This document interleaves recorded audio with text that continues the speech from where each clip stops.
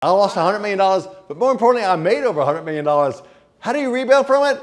I'm your guy. I'm the guy that can do it. I can show you how to rock and roll because this is what I do. My name is Eddie McGeorge, and let me tell you what, losing $100 million is not as hard as you think, but making it is so much more fun than losing it. And I'm the guy that can show you how to make that $100 million. I'm your man. And how to have boats and cars and planes and houses. It's fucking amazing. I'm your guy. It's that simple.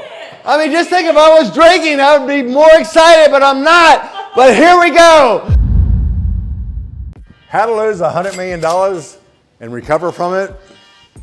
I did it. I lived it. Hi, I'm Eddie McGeorge, and yes, I lost $100 million and I recovered from it. More importantly, I made $100 million.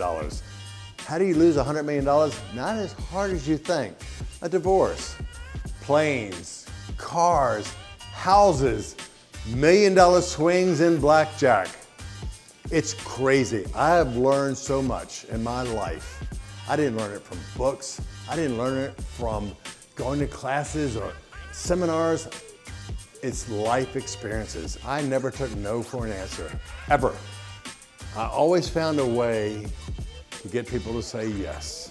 And that was important, always persistence. You never take no for an answer. And that's what people don't understand. You know, life is tough. Life is not easy, but life is a gift. So as long as you're persistent and you surround yourself with better people, smarter people, barely that got through high school.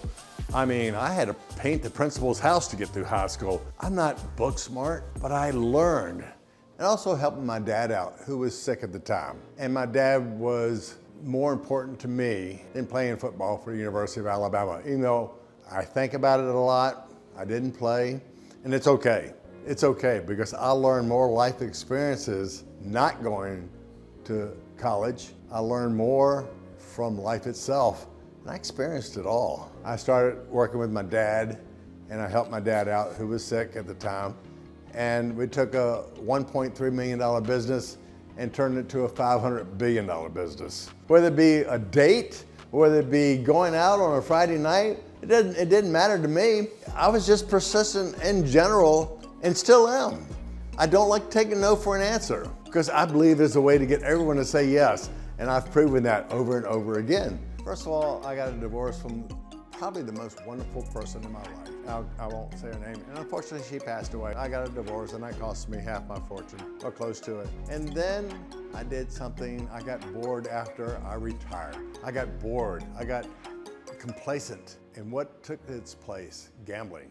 And there's so many star athletes and people that I won't mention, but you can obviously Google them. There's people that have lost 50, 100, 200, 300. Would you quit interrupting me? $400 million. But it's not as difficult as you think. So all of a sudden I got involved in gambling. And it was a thrill. It replaced all the business stuff that I learned and did for so many years. And all of a sudden, it's a disease, by the way. Gambling is a disease. And it cost me almost $50 million in just gambling alone. Stay away from that. And then I had the parties, the boats, the airplanes, the houses. I mean, I had $1 million swings in a blackjack session at any given time. That's crazy. And yes, they cater to you. And yes, they take care of you. But as soon as you run out of money, they throw you to the side and they don't care about you. That was persistence by everybody. And that's what I do. I'm very persistent. I'm very direct. And some people say, hey, you're a little bit too hard. No, I just say what I feel. You mean not what I say, but what you will learn and understand is that you'll appreciate what I have to teach you. I started gambling years and years ago, like 30 years ago. I'd go to Vegas, and I was betting small, but it was still a thrill. Now, I was betting small, and if I won $400 or $500, I just thought it was awesome. Then after I retired, it got out of control. Then I started gambling $50, $100 a hand, then $500 a hand, then $5,000 a hand, then $100,000 a hand. It was out of control. And I don't have anyone to blame but me. But it was me that wanted the thrill.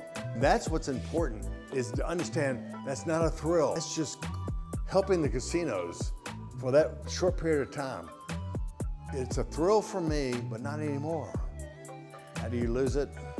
You start betting $100,000 a hand, it's not as hard as you think. And I have some great friends that I've watched lose their fortunes also, and we understand not to do that ever again. Well, mostly blackjack. Very rarely did I play slot machines, even though I kind of got involved in that later on. But slot machines, I was, either winning 2,000 or 3,000 or losing 2,000 or 3,000. That wasn't it. It was blackjack. And again, I was betting up to $100,000 a hand, which is kind of uncalled for. And that's unjustified in the point that no one gets to bet $100,000 unless you have not only the line of credit, but you have the money to back it, which I did. It's all gone. It's gone.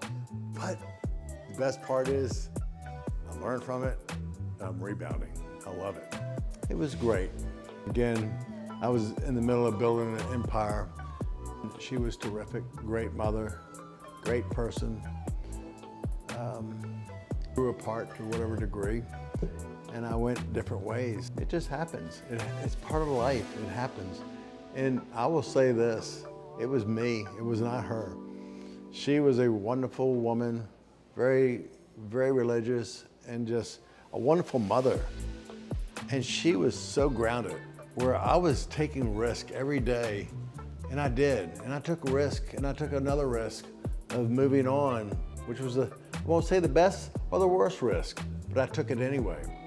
And I lost my wife to cancer this last October in 24, and I miss her every day. But we all learned from her, and she is a really wonderful person that everyone loved. Over 40 years. Yeah, I thought it was a great run.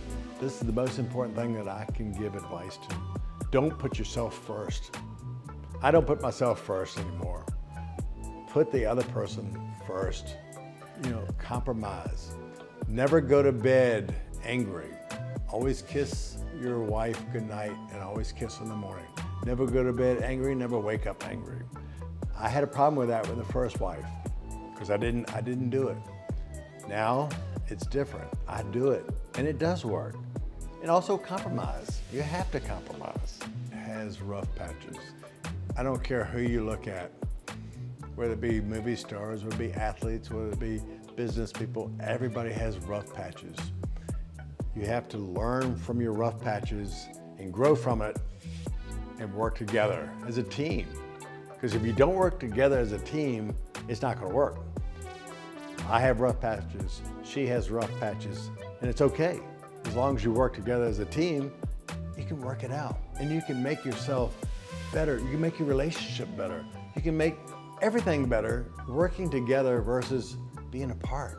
Yes, I do invest in the stock market. Yes, I do my homework. I've been able to call the stock market dead on the last few years. I do a lot of day trading. Some people don't like that. I do. In the last few days, I made thousands and thousands of dollars of day trading. But I call the stocks that I see. And when I call the stocks, and I will day trade, and I also have some long-term investments, but I will day trade, I'm making so much money, and I want to share that with everybody that it's so easy if you actually just follow not only the charts, but your gut. If you follow your gut and you see it, because all these analysts, as good as they are, they're not as smart as you think they are. Because you have one analyst saying sell, you have another analyst saying buy, you have another analyst saying hold. It's what you see, and that's what I see, is all between the lines. And it's worked out for me, it can work out for you also. Real life, how I generate income.